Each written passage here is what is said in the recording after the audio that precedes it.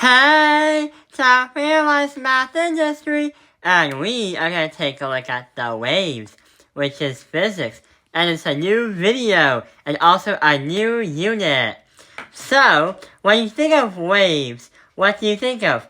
Well, when you think of a wave, someone might be waving high, but what we're trying to do is it's a different kind of wave, such as... I'm gonna beat you. I'm gonna beat all of you. And I'm gonna go on a reaching violence. And you're not. You're gonna get the opposite of Dream Violence. Nightmare Moon.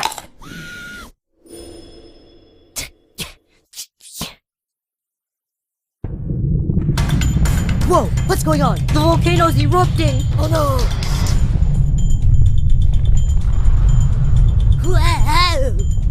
Whoa.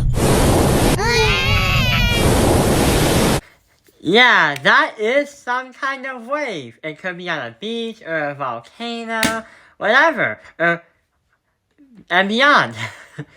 So, a wave in physics is the definition right here. Waves go up and down in a harmonic repetitive motion. So, a harmonic motion happens when something repetitively does an action, like a pendulum or a spring. Waves can transport energy, however, they cannot transport objects or anything else. If I place a ping pong ball on a wave in a water tank and shake the water tank around, it makes a wave, the water makes waves, and the ping pong ball bobs up and down, but it won't really carry it back and forth. And the crazy thing is, that's because it's just going to go up and down. Energy is what's making the waves go up and down and making what the wave is in terms of like it keeps going more and more.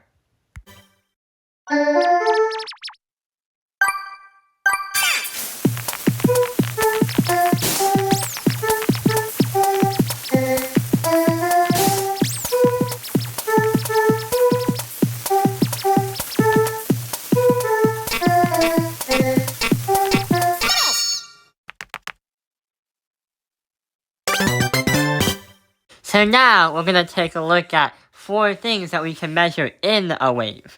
So in a normal wave where it goes up and down, there's the amplitude, the wavelength, the frequency, and the wave velocity. I'm pretty sure the wave velocity is basically how fast the wave is going from one point to the other point. So yeah, we don't really have to do anything with this because you'll measure this literally in meters per second.